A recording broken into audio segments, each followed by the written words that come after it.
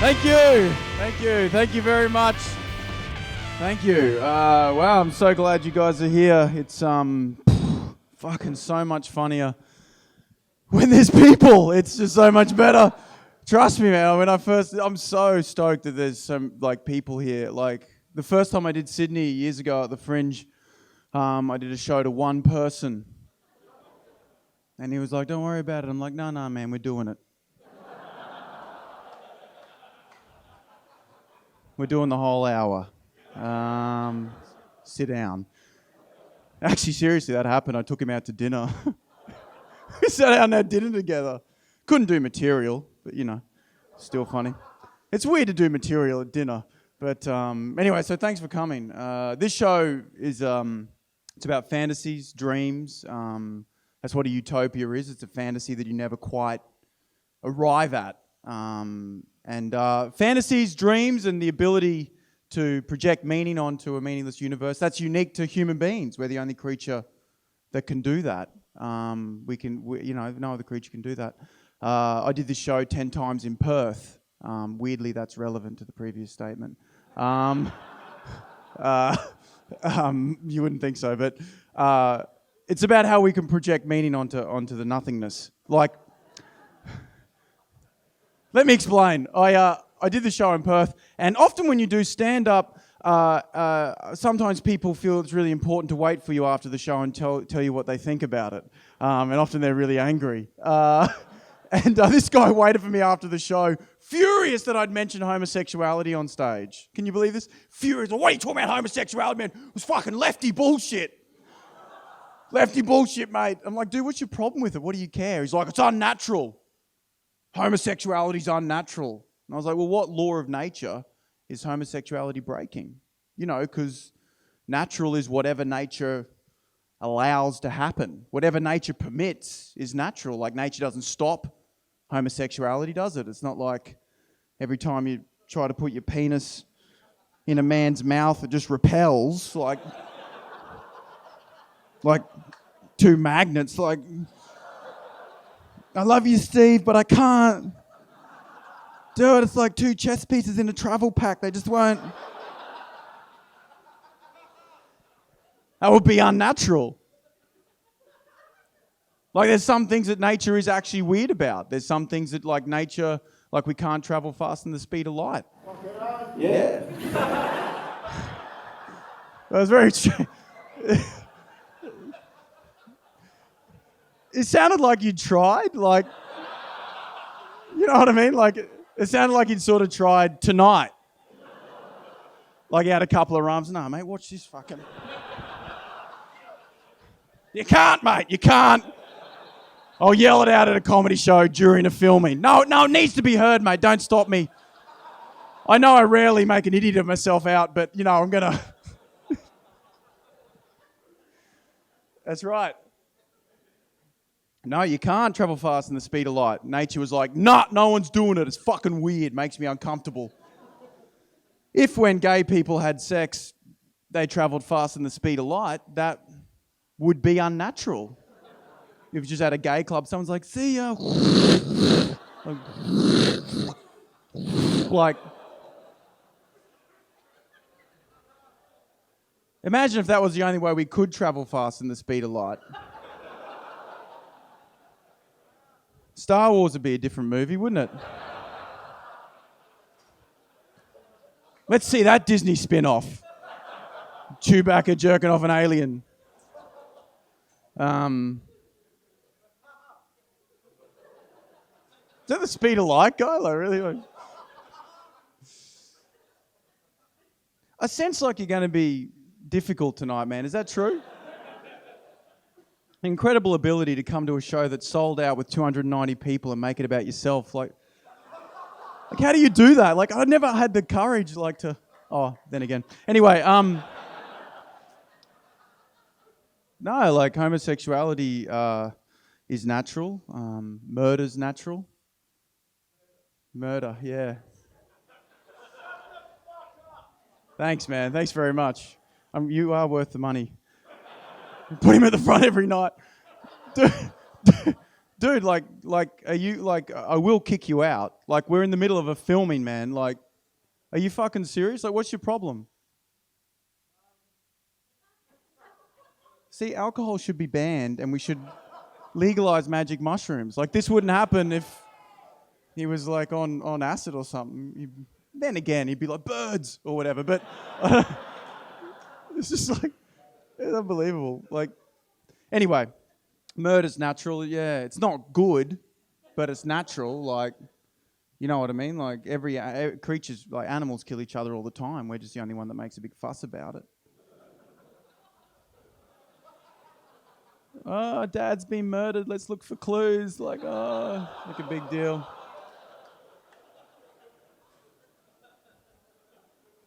Because we're the only animal that can project right or wrong onto reality. No other creature can do that. Have you ever watched a nature documentary? It is fucking brutal. There is no right or wrong. There is no justice. I watched a baboon bash another baboon to death, then eat him in front of his family. Like, just looking at him like fucking, what? This was your son, man? Fuck that shit. What's up? Not one baboon was like, I think what Tim did was wrong. I do not. It's gone too far. He shouldn't eat other people's siblings and shit them out, then throw the shit of the sibling at them. I'm going to put a report into HR. It's too... Because we're like the only creature that can project like right or wrong. We project love. We project love onto we project love onto people. Have you ever fallen in love with someone, man, you never met? You ever done that before? You ever done that on the bus? Yeah. You look familiar. You know, you see someone attractive walk on the bus, you're like, oh, they seem interesting. Oh, look at that. I'm interesting. They're interesting. We get on well. They seem like kind of alternative. I'm alternative. Yeah, we'd probably get married in Byron Bay. And we'd have a ceremony. They'd release white doves and everyone would be white and there'd be black people invited. But they'd be wearing white and, you know, it'd be beautiful and have 6 kids and then they get off the bus and you're like, oh, well. Guess that's over. Because that's the nature of fantasies and your dreams and utopias is when you arrive at them, they disappear. You know what I mean? Like, what would happen if you talk to her? If you talk to the girl on the bus? What would happen if you followed her off the bus? Already a bad start. I know it's midnight, but wait, I love you and I want to... But if you actually spoke to her, no one ever lives up to the expectations you project onto them. They're never going to be like you're going to walk up to her thinking, oh, well, she's this mysterious person. Oh, she's probably an artist, a painter. She's really interested. Like, and then you're like, what do you do? And she's like, oh, I cremate dogs. You're like, oh, I didn't know that was a thing. She's like, yeah. That's a true story, by the way. Like, I actually mustered the courage to go up to a girl and like, what do you do? And she's like, I cremate dogs. And then... like, she showed me photos, like, this is a cremation machine. It's like a big steel box that comes down on the dog's carcass and 4 jets of flames roast the carcass to ash. I was like, yeah, don't worry about it. Like, deal breaker.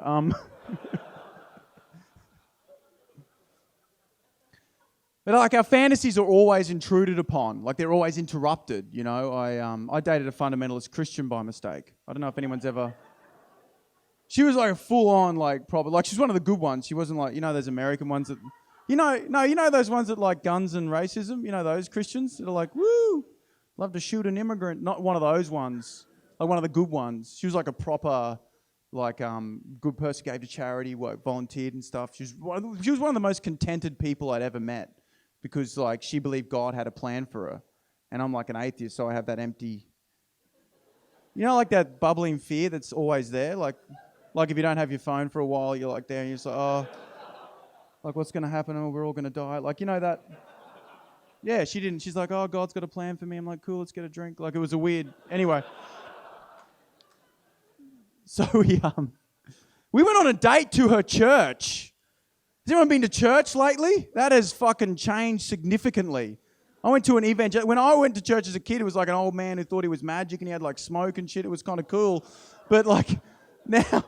it's all changed. I went to an evangelical church and I walked in, there was a band playing, a rock band, and they had like HD cameras filming everyone, they projected them live onto screen. There was like lasers and smoke, And you know how like modern Christianity has that weird like sexual undertone towards Jesus? Like the lyrics are just like, Jesus loves you, Jesus near you, Jesus can feel you, can you feel Jesus? He's touching you, can you touch him too? Let Jesus touch your ass, like Jesus is near you. Like that weird like constant sexual undertone.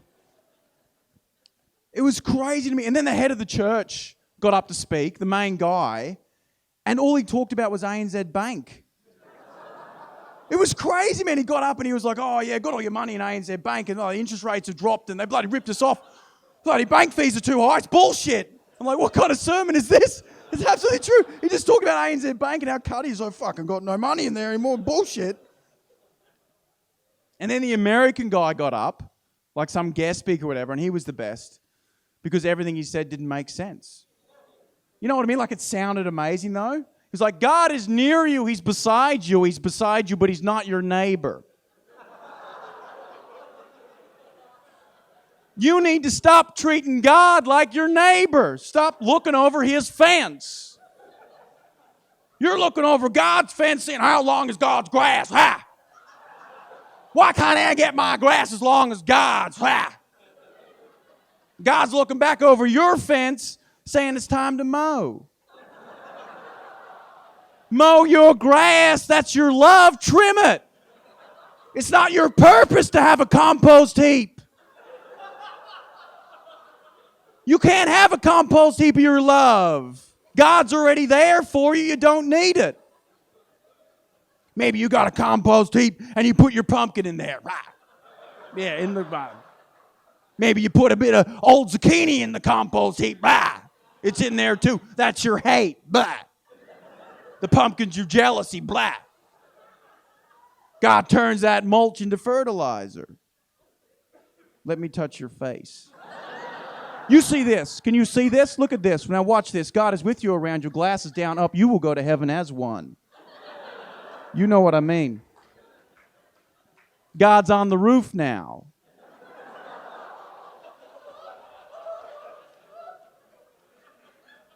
God's on the roof. There's a missing tile.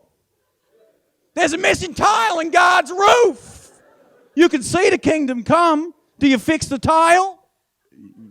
No. Of course you do. You don't want to see heaven till you get there. And then when you get there, you look back down at God's garden. You wish you were there still. Maybe. This is the rest of the show. By the way, I'm just going to do this. Wouldn't be a bad show, really. Did some stand-up, then just did an hour of preaching. It was so insane being in the church and seeing the girl I was dating, like, going like, whoa, like, you know what I mean? Like, as an atheist, I walked out of the church and that party, he just wants to go, did any of that seem fucking mental? Like, did any part of it seem fucking mental to you, you know? But you can't change someone's beliefs. You can't be like, oh, yeah, oh, by the way, I've got scientific evidence that everything you believe is wrong. They're not going to go, oh, cool, thanks, man. I'm just going to change everything now. And it was sad because, like, we dated for about 3 months, which is a pretty long time for an atheist to date someone who, like, flew to Europe to study Christianity. Like, she was, like, proper Christian. And last date we went on was last time I saw her was at the Gold Coast, which, you know, if Satan's anywhere, I'd imagine. And my dad lives at the Gold Coast at Burleigh Heads, and he wasn't home, and he has got like a nice place. He's got a fireplace. I thought, wouldn't it be romantic if we went back there and I lit a fire, and wouldn't it that'd be romantic? And so we sat down, we're in front of the fire, we're talking about life and death and all this mean stuff. We start kissing, and she says, I want to have sex tonight. And I was like, oh, are you sure? Because we hadn't done anything the whole time. So I was like, oh, I hadn't really thought about it myself. I mean, I suppose we could, but it's whatever. I don't know, man. Whatever you want to do, really. Just fucking, I'm chilled. Just a fucking Jackson Pollock painting waiting to happen.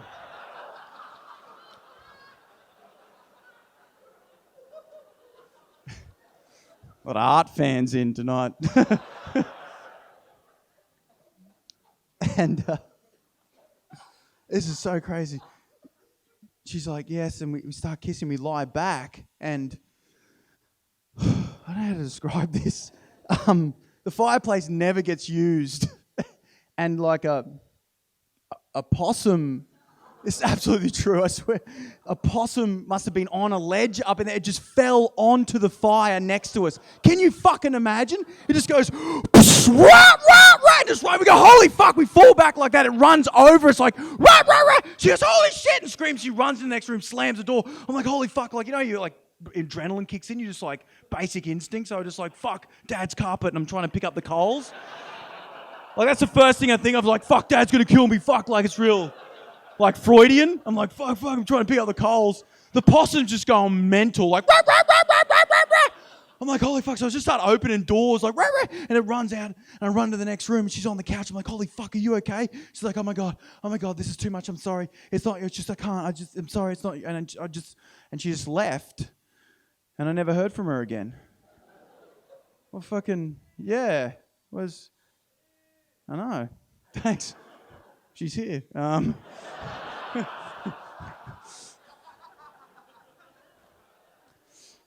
And that's my point about beliefs. You know, like she saw the possum as something God sent because she was going to have sex. So God was like, possum that shit. Sent out a possum immediately.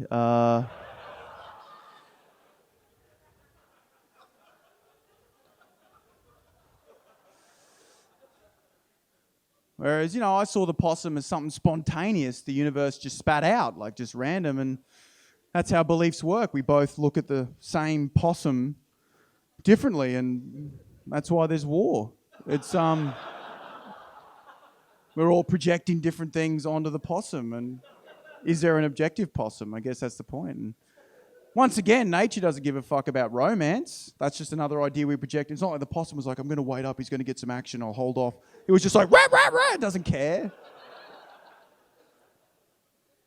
It's like I always feel like our fantasies, we never arrive at them. They get intruded upon. I feel the same way about dreams, like your dreams, your aspirations, your dreams, like they're fantasies that you never arrive at, you never quite. I think we dream in 2D, like we dream the surface level of a dream. I'll give you an example of what I mean. Like my brother Will is a world champion IndyCar driver. Sounds like, oh, thanks, man. Yeah. Rarely do we draw the same audience. I don't often draw a motorsport audience, but that's true. That's actually true. It sounds ridiculous, but he actually is. And I think I don't really get a lot of motorsport fans coming to my shows because I think with motorsport, like never in any sport has there been a bigger gap between the fans watching it and the athletes doing it. Do you know what I mean? Like, because, like, you think about motorsport, people might not know, is that, like, racing car drivers are the most advanced athletes on the planet. Like, they are under the mental and physical pressure of a jet pilot. Like, they risk their life every race. They have to understand physics and aerodynamics. Like, they study graphs with mechanical engineers to get 1/10 of a second out of a corner. 1/10 of a second would be the difference between first and last in a race. They're super athletes. They're under more mental and physical pressure than any other athlete on the planet. And then there's the fans.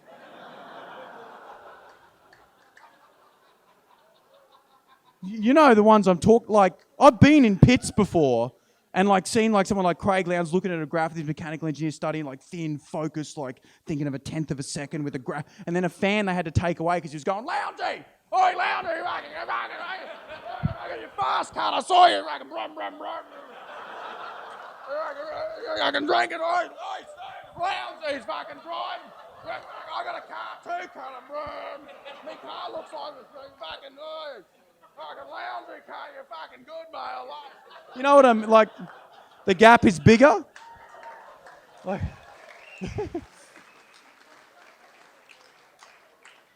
like think about the sponsorship of V8 supercars. Jim Beam, Jack Daniels, BWS, VB, fucking drink, piss, brum, brum. Fucking fast, cunt. It's fucking drive, cunt, fast.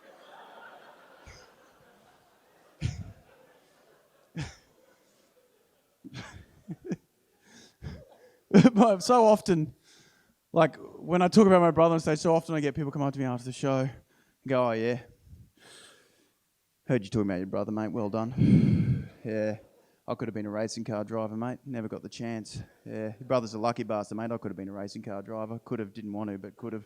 Would have been fast too. Your brother's a lucky bastard, mate. It could have been me fast. Your brother, probably not so much if I was racing, mate. I beat him, yeah, fast. You wouldn't understand, mate. Brother, yeah, I could have been a racing car driver, mate. You wouldn't, yeah. Lucky bastard. I'm always like, dude, I don't think you understand what my brother does. He gets up at 4 every morning, runs, rides, swims, eats a precise diet, races a car worth hundreds of thousands of dollars around a track at 300 k's an hour, risks his life every race. He actually watched another driver die in front of him. You haven't seen me off the lights, mate.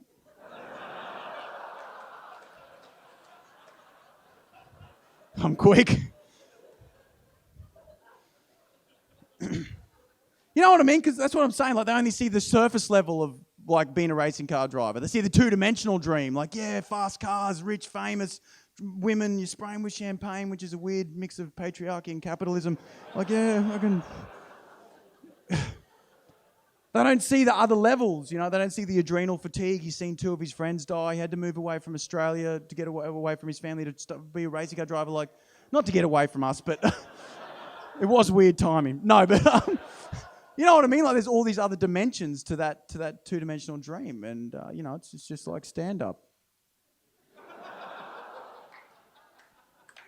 No, I've died many times, thank you. And I've got to walk backstage, and all the other comedians are like, no, it was good, man. Yeah, it was fine, man. No, don't touch me, dude. But no, it was good, yeah. Nah, man, it's not as bad as you think. Watch it back. No,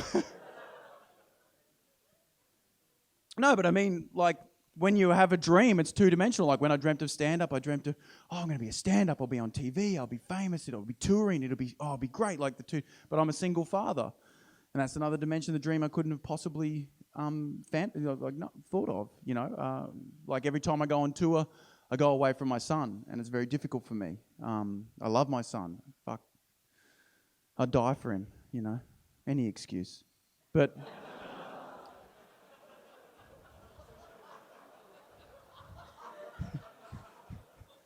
people never know how to take that joke. It's like, don't kill yourself, man. But there's all these other dimensions now to this dream, you know. Like, this big thing now is every kid's got a learning problem. It's a new pressure. Like, this teacher at school, every kid's got a learning problem according to her. She pulled me aside the other day. He goes, I didn't want to say anything before, but I think your son has a learning problem. I'm like, really? What does he do? He's so young. How can you tell? She goes, sometimes he forgets where his shoes are. Wow, that's the thing? I'm 35, man. I forget where he is. Like, I don't know. Actually, very serious. This is where it gets fucking mental.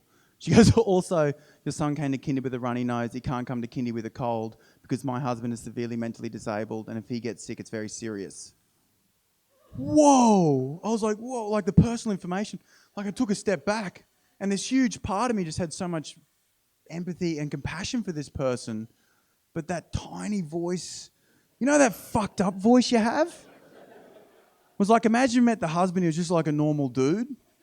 It's like, hi, I'm Scott, I'm an accountant. I locked the keys in the car and my wife thinks I'm severely mentally disabled. It's bullshit. I'm a chartered accountant. There's no need to make me go to work with a helmet on. There's no need. I'm losing a lot of respect in the workplace.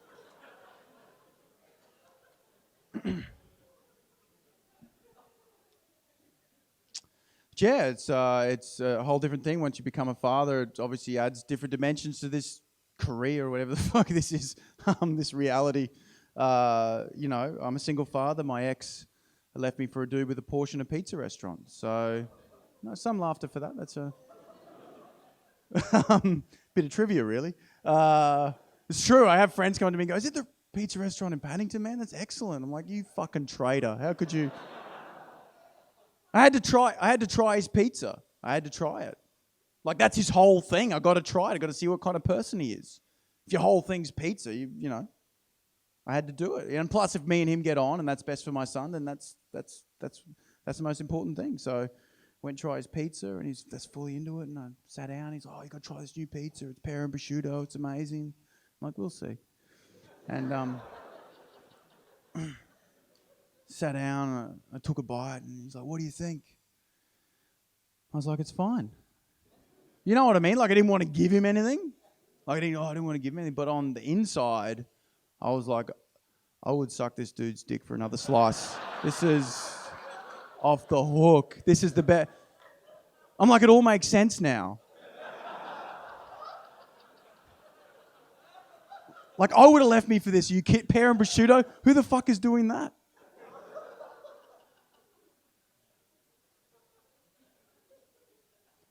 But it's weird, like, doing this as a job. I didn't realize how much time I'd spend in my head, you know? Like, it's such an aloof sort of job to have. Like, I try and do things to ground me now. Like, I'm at the stage where I enjoy poisoning weeds.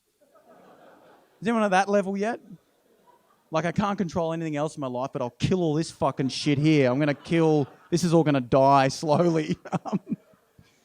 I'm fully into it, man. This vine I've been trying to kill. I'm obsessed with killing in my backyard. I'm like, I'm going to fucking get you, man. I actually went to the poison specialist at the hardware store. There's a poison dude. They're like, go see the poison dude. He's out the back, like a dark corner. He's like, hey, what's up? And the poison dude, like, looked like he'd been around heaps of poison, like, kind of weird, like...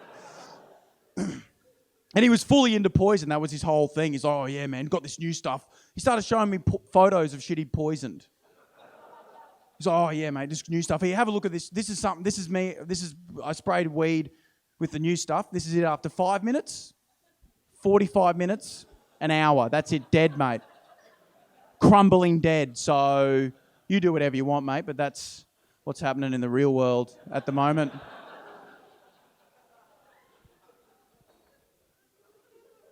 And I was like, look, man, I've got this vine I want to poison, like I want to kill the whole thing. And he's like, look, mate, what you do is get a bit of this, get a knife, cut the vine, paint into the cut. Cut, paint, cut, paint, cut, paint. He goes, make a day of it. I swear to God, he goes, crack a beer. I'm like, we are different people in a lot of ways. Like, you're at a different level to me. It's like, crack a beer. And I'm like, how many cuts should I make? He's like, a beer's worth. That's what he said. I swear to God, he's like, a beer's worth. So now he's measuring time in beer. Yeah. Jupiter, 58 billion light years away.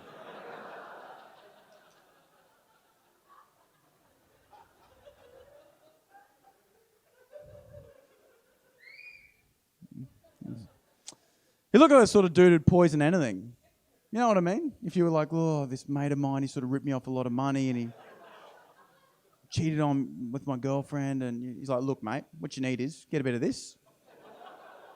Splash it on his dinner. You know what I mean? Just a splash. Oh, how much should I put? Just a beer sip worth, like a sip.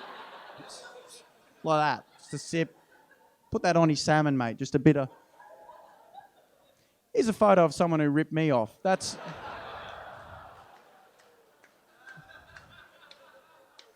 them after 5 minutes, 45 minutes, an hour. That's them dead. That's them years later as a skeleton. I've killed dozens, mate. So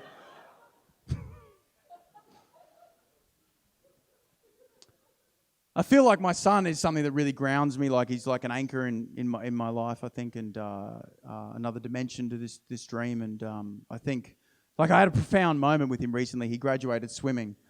Which doesn't sound like a big deal, but he stuck at this level for like 11 months. Freestyle swimming is really difficult for kids, and he stuck at it. And I don't know, he got out of the pool, and it surprised me, but I started crying. I don't know what it was. Like, all this shit from my dad was coming up, and he's like holding the certificate, and I'm crying. And it wasn't cute either. It wasn't cute crying. It wasn't like, oh, that's so sweet. It was like, oh. Okay, he's having a breakdown. He's having a breakdown in the aquatic centre. Which, for white middle-class people, is our spiritual home. And, you know, like, it was quite disrespectful of me to show emotion in that place. And I was getting a lot of looks like, you don't have your breakdown here. You have it in the Range Rover. And then my son came over and he saw me crying, and he was like, Daddy, why are you crying? And I was like, because I'm happy. And he was like he couldn't, because kids have no idea how close happiness is to pain yet. Like, they have no idea yet. You know what I mean? Like, because like a kid gets a toy car, he's like happy, it breaks, pain, sad, separate. It's separate shit. But as an adult, you're like, oh, I got a new car, I was told it would make me happy, but it doesn't. That kind of makes me feel empty, and now I'm sort of depressed. But I feel happy when I'm depressed now. Like I feel like a euphoric sadness, like maybe I should get a new car. Like, will that make me happy? No, it won't, but I'm sort of enjoying the like it's all fucking... You know what I mean? I remember as a kid, you'd give someone a nipple cripple, they'd be like, ow. But you give an adult a nipple cripple, they might come. It's a whole different thing.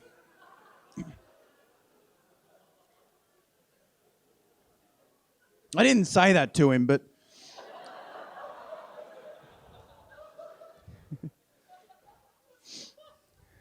And then he said something really interesting. He goes, oh, Mummy was crying the other day. Do you want to know why? I was like, yes. Yes, I do, son. Tell me this little tale. I really want to get this. You know, I was like down on one knee and shit. It's kind of weird. He was like, oh, Mummy accidentally got stuck in the toilet and got confused and cried. I was like, what the fuck is this? Like, I was like, okay. So, you know, I've got a good relationship with my ex. I was like, hey, is everything okay? Like, what was that all about? She's like, oh, no. Literally, the door handle got jammed. I literally just got stuck and I cried. Like, it was nothing. I'm fine. Like, it was literally nothing. And I was like, oh, that's weird. It's a weird time to cry, isn't it? Because when she threw all my shit on the road, not a tear. Not a single...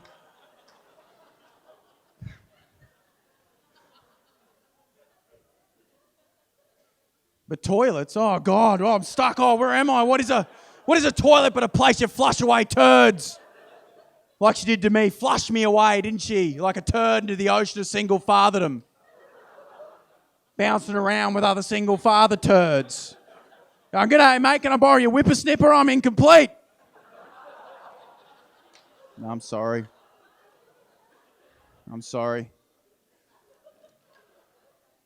That's not what you want to hear on a night out of comedy, is it? Come for a night out, talking about getting flushed away by like a turd. It's not. I get it. You know, I mean, you come out for comedy, and you know, like I said, when I had the two-dimensional dream of stand-up, I didn't think I'd be doing this shit. You know, I thought, oh, I'd be doing light, fun stuff, big theatres, and people I'd be getting adoring messages from fans. These are the kind of messages I get.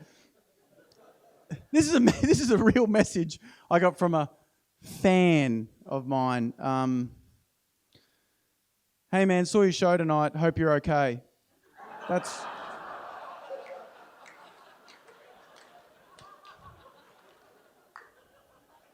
what I get. And I get it, you know, Like, when you dream, like the two-dimensional dream, you dream big mainstream success. And I work with big mainstream acts all the time. And, you know, like recently I worked with, I think, probably one of the biggest acts in Australia. And that's not unusual in stand-up at all. And, you know, I did my thing. I did my act before him and didn't go very well. I did this stuff about ISIS and how I think they're right. No, I don't think they're right. I'm just saying, like, they had demands of being banned as Muslims and pushing Muslims and ostracizing them back towards ISIS. And I feel like they've gotten what they want and we don't get what we want in a liberal democracy, gay marriage and renewable energy and like so on. I just think it's maybe time we start killing cunts. Anyway, it didn't go that well at the casino. So...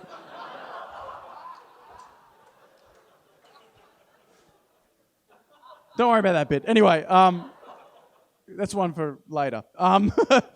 Anyway, this comedian, when I came off, he fully reprimanded me. He was furious. He's like, what do you got to talk about dark stuff for? What happened to comedy just being funny? What the fuck is wrong with comedy just being funny? Why is everyone trying to be like Bill Hicks, trying to be dark, trying to be fun? Like, why can't comedy just be funny? Why has it got to be sad? What the fuck is wrong with that? I'm like, whoa, like trying to defend myself. I was like, well, why do you do it then? I thought the point was to say something. He's like, well, what I do, mate, is I get to the end of the show and I get that round of applause and love from the audience, and that's what comedy's about. That relationship. that love is what keeps me going. And if you saw what I did, if you studied what I do in stand-up, you'd see how to do that. And he fucking walked off, emailed my manager, got me banned from a venue. And yeah. All right. Okay, all right. So, no, there's some truth to it. What he said, so I thought I've got to study this guy's work.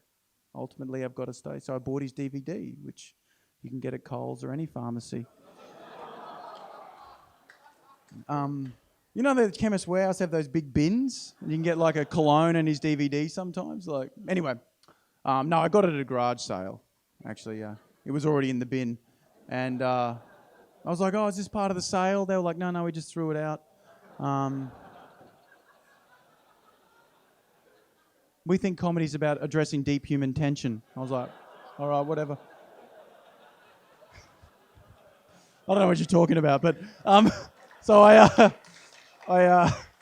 got the DVD out and I took it home and I watched it. And now, famous comedian John Cleese said that when you as an artist, you study an artist and then you copy them and you make it your own. Like, that's how to get started. So I thought, I should watch this guy's stuff, copy it and make it my own. So I've watched his DVD and I've got this new stuff for you tonight.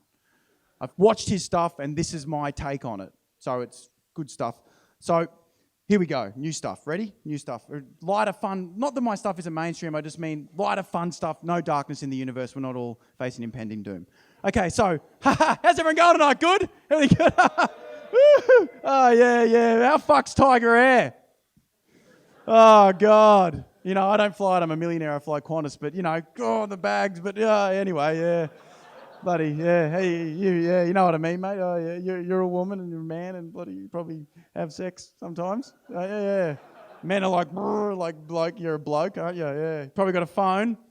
Everyone's got a phone now, don't they? You've got a phone, mate, haven't you? Everyone's got a phone. You've probably got a phone. Phones are bloody everywhere now. Everyone's got a phone now.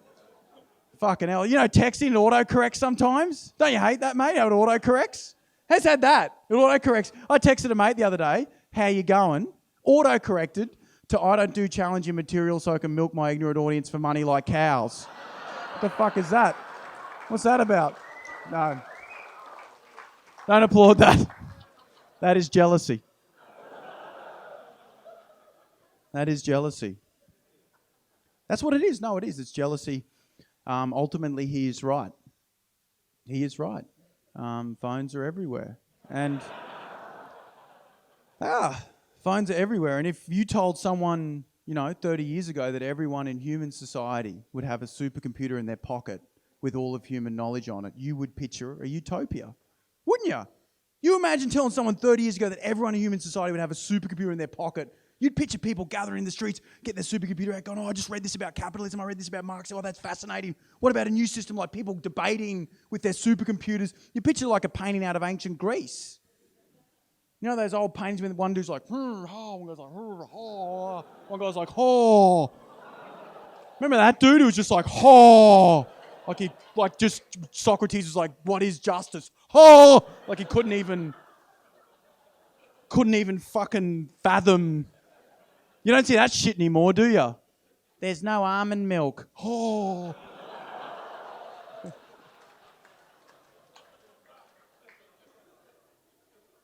You would picture a flourishing democracy, but the idea that someone would take that supercomputer and photograph their penis seems...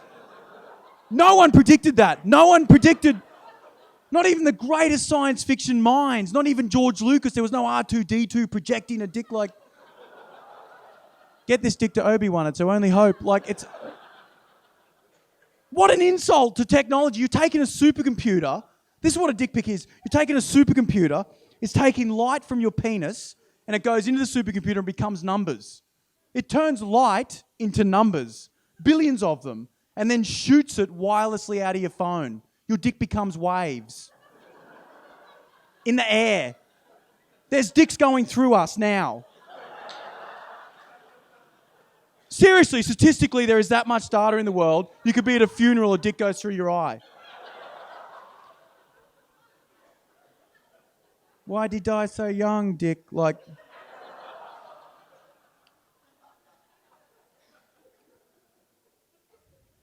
happened to The utopian dream of the internet connecting us all as one single progressive movement, like an Occupy and Tahrir Square. What happened to that dream? The idea that we connect to overthrow the nuclear arms race, the military-industrial complex, the banks, the massive global ecological damage, the huge global inequality, global capitalism. What happened to that progressive dream? But now the internet has become a place to get online and just be like, Taylor Swift's racist. Like, you know what I mean? Like, it's the right energy, but it just goes nowhere now.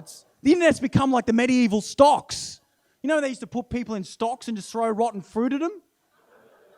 That's what the internet's become. At least that wasn't anonymous. You know what I mean? Saw that, Steve, you fuckhead.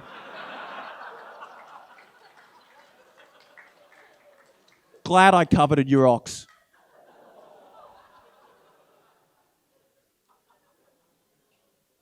You know what I mean? It like takes all that good energy we have about the massive corruption we know that's going on and just goes nowhere, like goes through this meaningless crap. Like Ellen DeGeneres posted an image of her riding Usain Bolt as a joke. She's like, oh, he's so fast, I could ride him to the shops. And, you know, Usain Bolt retweeted it like, oh, that's funny. Bit weird. Then people got online like, fucking racist. Like, this is like, what if my son sees a Jamaican man and thinks it's okay to ride him now? How do I explain? What do I do? Like, oh, you can't. They've got rights now. You're not allowed anymore. Like, people go, I'm going to get on my phone that has minerals mined in the Congo by African children in it and just go, this is racist. It's like getting on a platform held up by slaves going, the racism's over there. Move this way. Come on. She's racist. Like it's like we're in this bubble of wealth and the rest of the world. And we're like in here going, oh, you can't, you know what I mean? Like, I'm not saying racism and sexism doesn't exist. I'm just saying like we're not achieving anything with online. Like I just feel like we just attack the wrong targets. Like even as a left-leaning comedian talking at an arts festival doing a show, you'd think I would be the last target. But not the case. I had someone come up to me and say, you can't talk about those things because you're a white man. And there's nothing easier than being a white man. And I said, well, the suicide rates say otherwise. Oh, fuck. What does the incredible rate of suicide amongst white middle-aged men say about our society? It's tough at the top. It is tough.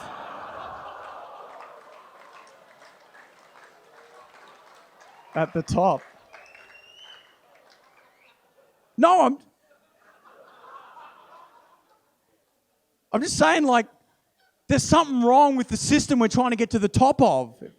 Choosing wealth over people, choosing individualism over each other, over community, makes you sick, you know?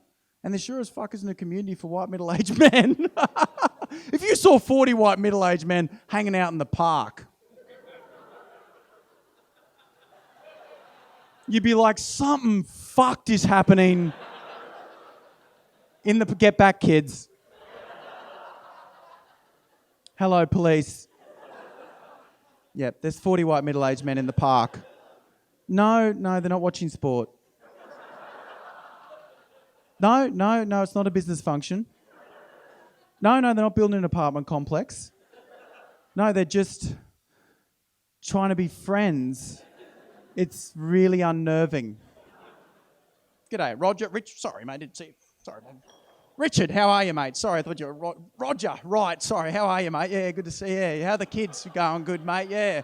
Nah, yeah, it's good. Yeah, how's the patio going? Is it good, mate? Yeah, nah, yeah. Oh, you're still with Vanessa, are you? Yeah, nah, it's good. We're finally hung. Yeah, I'm all stiff and weird because I've been alienated. Yeah.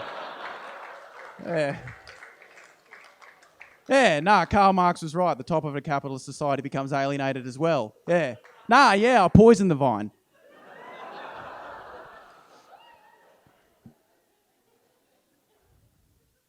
There's a lot of repression in men. Our G-spot's up our arse. It's, sorry, I didn't mean to look at you when I... Now, G-spot's up our arse, and I'm from regional Queensland. I went to an all-boys school, I had all brothers. People, don't touch your fucking ass, mate, you'll poof. I've got uncles that won't get prostate exams. I'd rather fucking rot. Then have someone put something up my ass, mate. Not on my fuck. What's up there? Sexual ecstasy and the cure for cancer? Fucking not on my watch, cunt. Not on my fucking watch.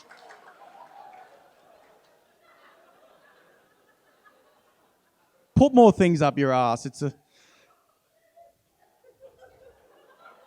keyhole to unlocking the masculine prison. Fucking, I don't want to.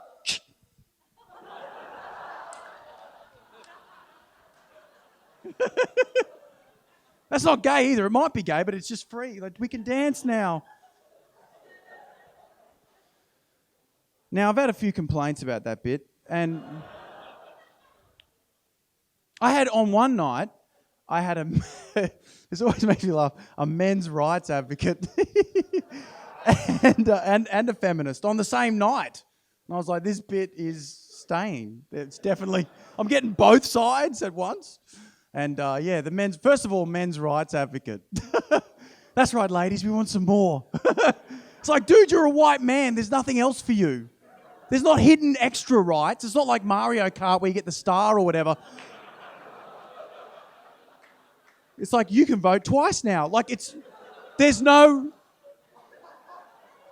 extra rights for us. We've got them all. There's not, like, it's insane. I'm like, dude, I can't keep a straight face talking to you.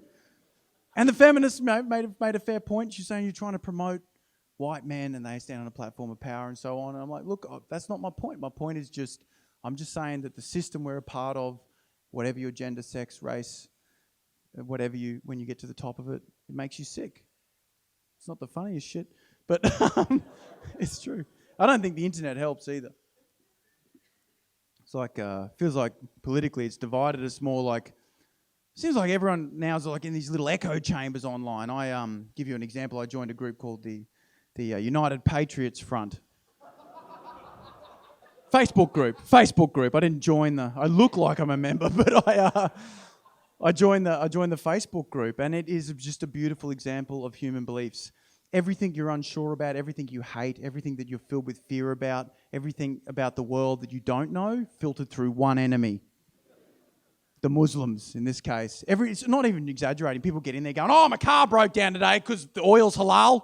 So the fucking Muslims, mate, it all comes back to the Muslims every time. Fucking unbelievable. Yeah, my wife left me. She ate a kebab. Now she's a lesbian. So can't even do that anymore. Every day. Australian way of life's under threat. Aussie way of life.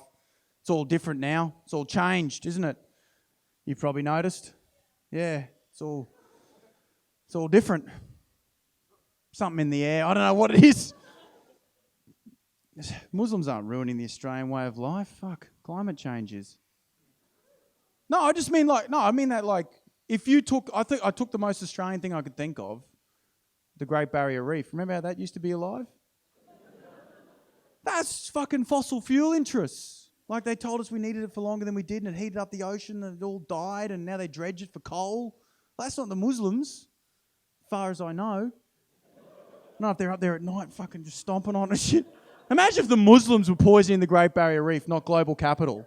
Imagine if it was fucking the Muslims. Imagine the fucking not on our watch, cunts.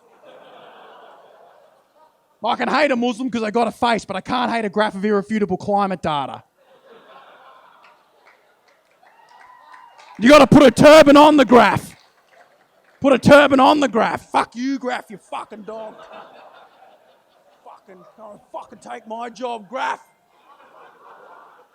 Fucking graph can't fucking.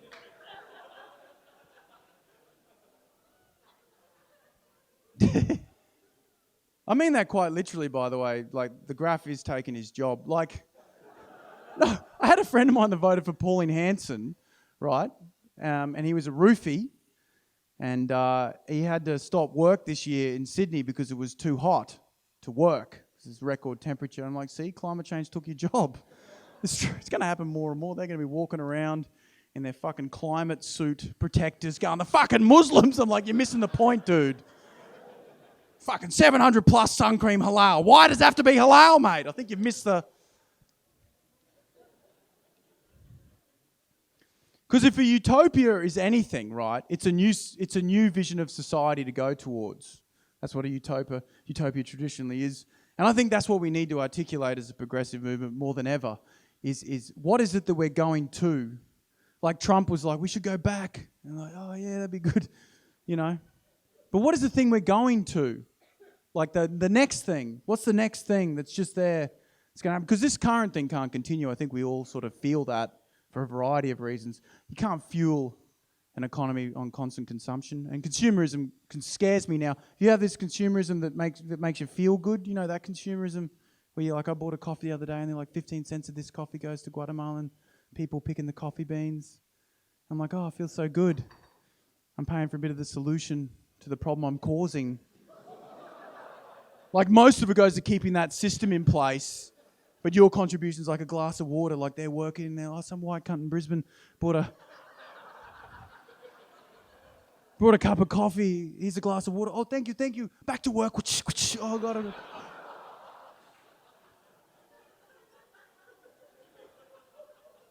You know what I mean? Like it makes you feel like you've done something when nothing's changed. It's like the internet. Like I want to see real change. I want them to free a refugee in front of me when I get my flat white. You've got 5 stamps. So now we free Nabucco. Thank you, brother. Thank you.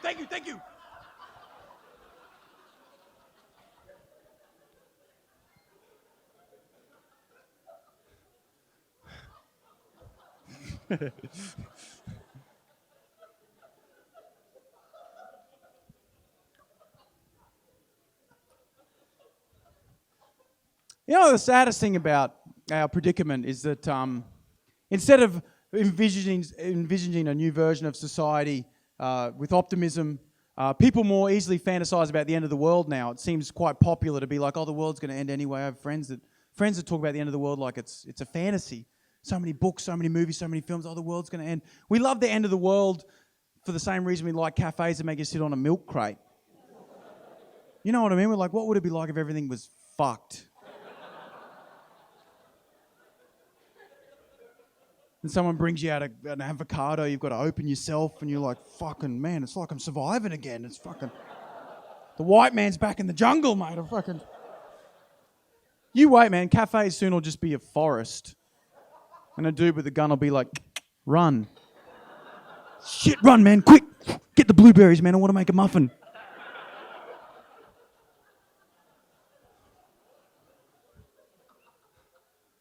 You know what I mean? It's like we see release in the end of the world. People see release in it or something. Like, let me ask you this as people, as individual people. Like, imagine an asteroid's coming to Earth, right? Like it's in the sky. You see it once it hits apocalypse, right? Let me ask you this as individual people. How quickly before you, as a person, with that asteroid in the sky, how quickly before you form a gang called the Dirty Dogs and start roving the streets, bashing people for their tinned fruit? Like, how quick is that transition in you before you go from everything's going to be okay to fucking over the neighbour's fence? Get on the floor, Richard! I'm fucking taking your vegetable patch, motherfucker. It's either me or you. Get on the fucking floor. Oh, God, you used to be so nice. Shut up, motherfucker. Oh, God, please don't hurt me. My wife's pregnant. Good, we're going to need her breast milk to trade with other clans, Richard. We're going to take all the nutrients we can get, motherfucker. Oh, God. You rove in the streets of fucking dirty dogs. Whoa, whoa, whoa. You used to work in an office. Now you're the leader of the dirty dogs. I'm glad this asteroid's coming. Fuck yeah, this is sick. You got a fortress. You're selling breast milk. You fucking... People working for you. You've got people caged up. You fucking... Row. Dirty dogs, yeah. People that used to be above you at work, now they're coming to you, begging you. That fuckhead Tim from IT coming up to you going, please, Damien, please, can I join the Dirty Dogs before the asteroid hits? I just want protection from the asteroid. I just want protection. You got to fuck a dog, Tim. It's the end of the world, man. I give a fuck. Oh, you got to fuck a dog. Oh, God, why are you making me do this? Oh, God.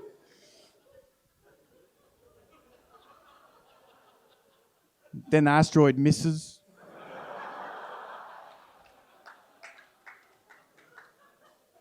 Then you got to go back to work. Everyone at work's like, dude, What happened yesterday? Like that was one day, like you went way too quick, like there were news briefings you missed. People come up to your work going, "Are you going to return my tin peaches, man? Like, what the fuck?" And the boss calls you in.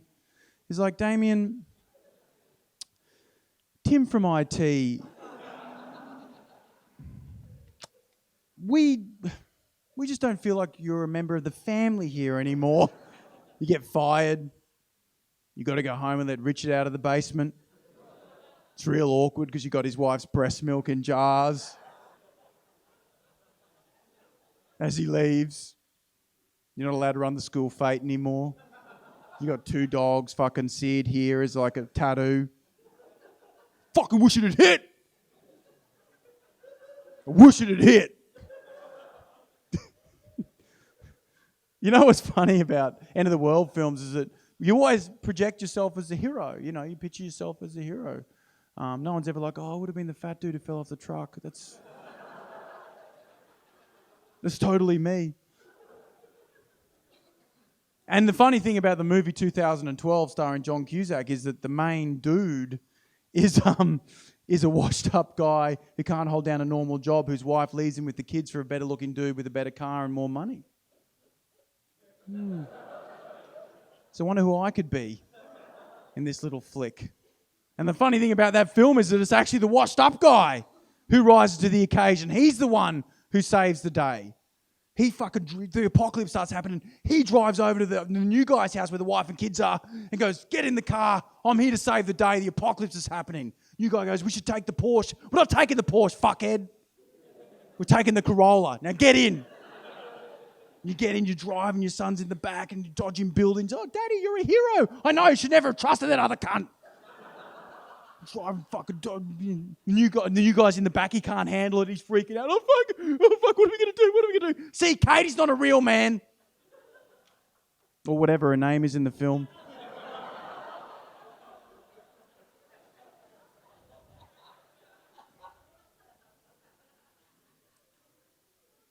Anyway. We shouldn't be picturing the end of the world. Shouldn't be going backwards. We should be envisioning a new system to go towards, a new thing. Of course, we won't actually arrive at it. It'll be a 2-dimensional dream you don't actually get to. But at least your dreams drive you, your fantasies. They drive you in a direction. You never arrive at them, but you go in a direction. So when my brother won the world championship, I was there in Indiana when he won it. And a couple of days later, he had this crazy existential crisis. And he said something really profound to me that stuck with me. He was like, "You know what, bro? Everything I've dreamed of having, I have right now." And he said, "You know what? It doesn't make you any happier." He said, "Everything we're told will make us happy in this society, the fame, the money, the trophy, actually doesn't. And when you realize it doesn't, that makes you sadder." And he looked at me right in the eyes and he said, "What I've realized is what true success is, or the real fantasy, is being in the moment more often with your friends and family." And he looked me right in the eyes as he said that, and he just started his Ferrari up.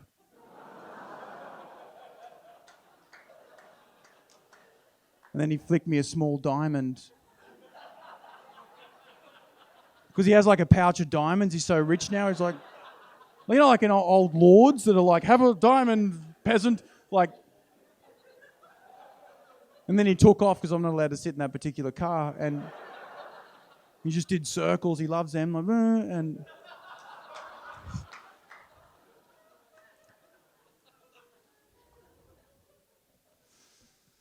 but that's the thing, is that if he hadn't had that 2-dimensional dream of being a racing car driver, he'd still be in Toowoomba going fucking loungy. He'd be that guy.